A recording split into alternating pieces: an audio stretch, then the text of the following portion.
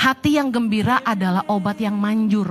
Tapi orang yang sakit hati udah pasti banyak penyakit. Anda mau sehat, gampang. Ampuni kesalahan orang. Murah hatilah dalam mengampuni. Shake your hand off. Ampuni. Lepaskan. Supaya hatimu damai sejahtera, hatimu gembira. Itu obat yang manjur. Anda minum vitamin, obat yang banyak, mahal juga. Kalau hatimu jahat dan selalu penuh kepahitan, Anda selalu sakit. Ayo, miliki hati yang gembira. Rugi sakit hati, Anda minum racun sendiri. Yang berikutnya, apabila Anda mau Tuhan memulihkan usahamu, dengar baik, Anda harus bertobat sungguh-sungguh. Iman harus diikuti dengan tindakan. Ayub 22 ayat 23 kita baca sama-sama. Apabila engkau bertobat kepada yang maha kuasa dan merendahkan diri, apabila engkau menjauhkan kecurangan dari dalam kemahmu, kita lompat ke ayat 27. Jikalau engkau berdoa kepadanya, ia akan mengabulkan doamu dan engkau akan membayar nazarmu. 28. Apabila engkau memutuskan berbuat sesuatu, maka tercapai maksudmu dan cahaya terang menyinari jalan-jalanmu, karena Allah merendahkan orang yang angkuh tetapi menyelamatkan orang yang menundukkan kepala. Saya kasih tahu, meskipun Anda pandai, Anda pengalaman, rajin kerja, sering minta didoain sama hamba Tuhan, bahkan mungkin Anda suka nabur, saya kasih tahu. Kalau dalam berbisnis Anda nggak bersih, nggak jujur, nggak hidup dalam kebenaran, orang yang mengandalkan Tuhan adalah orang yang berbuat benar. Bisnisnya benar, karena dia ngandalin Tuhan. Karena Tuhan nggak akan terlibat ketika kita nggak hidup dalam kebenaran.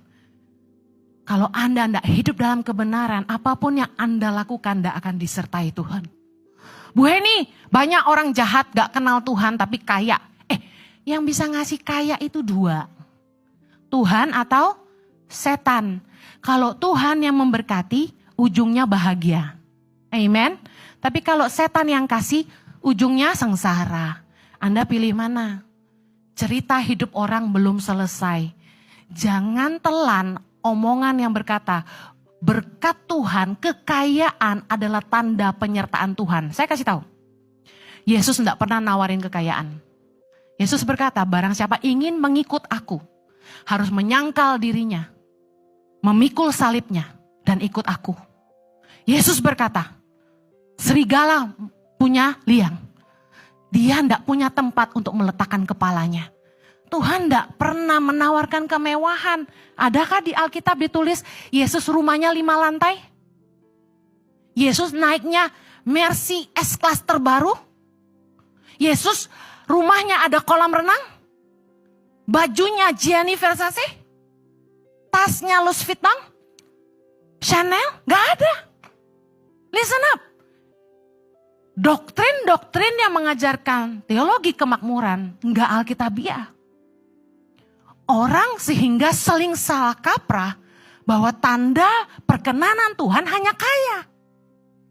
Padahal tanda penyertaan Tuhan itu ini. Kamu diberi karunia menikmati hidup. Dan Tuhan membuat kamu lupa sama umurmu. Saking dia mengenyangkan hatimu dengan kebahagiaan. Amen. Mau kaya, mau miskin, mau sederhana.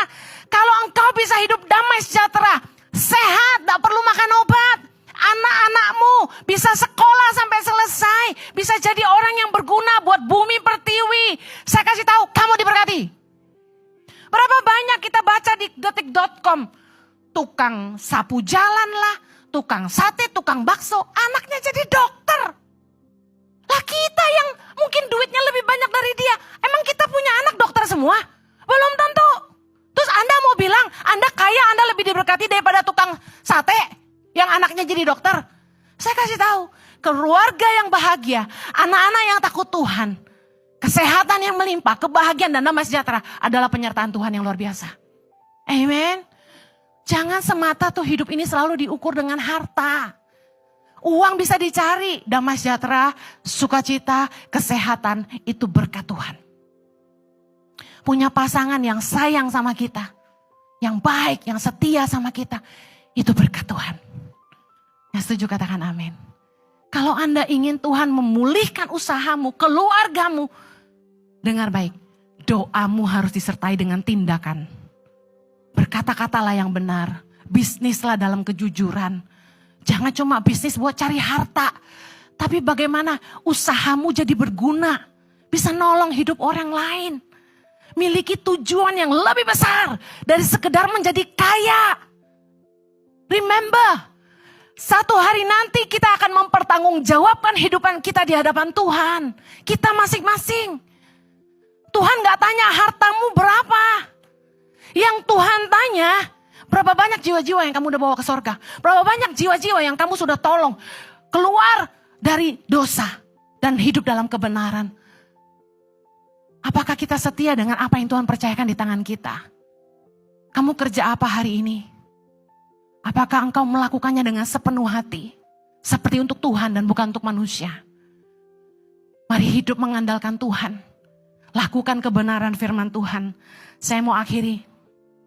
Ulangan 11. Ayat 13. Sama-sama yuk.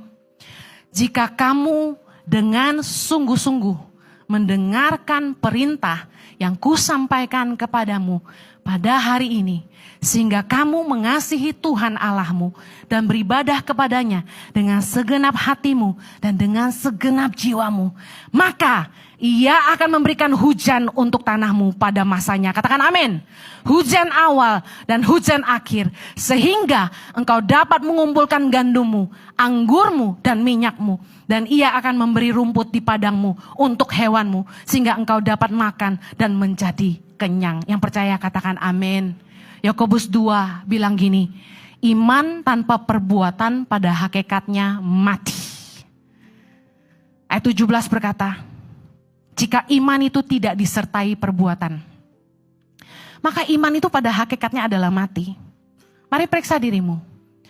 Apakah imanmu sejalan dengan perkataan dan perbuatanmu?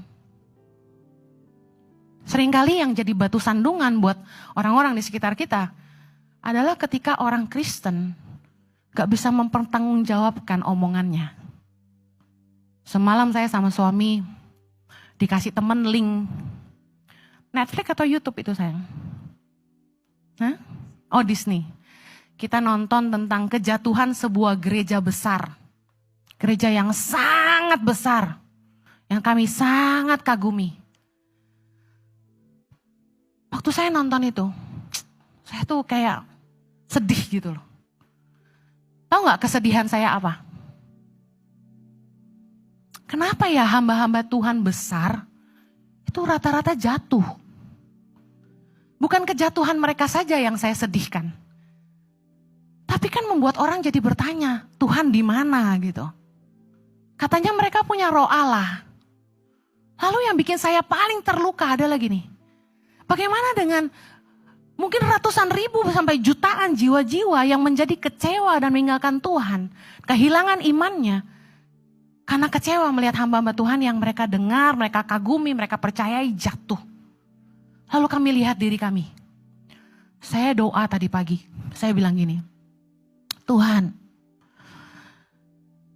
biarlah roh-Mu yang hidup, yang senantiasa menuntun kami. Bukan untuk mencari ketenaran, kekayaan, kekuasaan. Really, I don't want all that. Really. Saya mungkin akan lebih happy. Gereja gak usah terlalu besar, tapi semua cinta Tuhan. Semua hidupnya berubah, berbalik dari jalan-jalan yang jahat dan ikut Tuhan sungguh-sungguh. Rumah tangga dipulihkan. In Jesus' name, amen. Grace and the will of our meeting, right? Thank you very much. Thank you, Mr. President. Let's pray. Father, we thank you for this awesome privilege, Father, to be in your presence. God, thank you that you've allowed us to see this day. The Bible says that your mercies are new every morning. And Father God, we give you the glory and the honor. Thank you, God, for President Trump, Father, for appointing us. Father God, thank you for anointing us to do this job. Father, we pray you'll give the president, the vice president wisdom, Father God, as they lead. Father, I pray for all of my colleagues that are here around the table and in this room. Lord God, we pray that we would lead with a righteous clarity.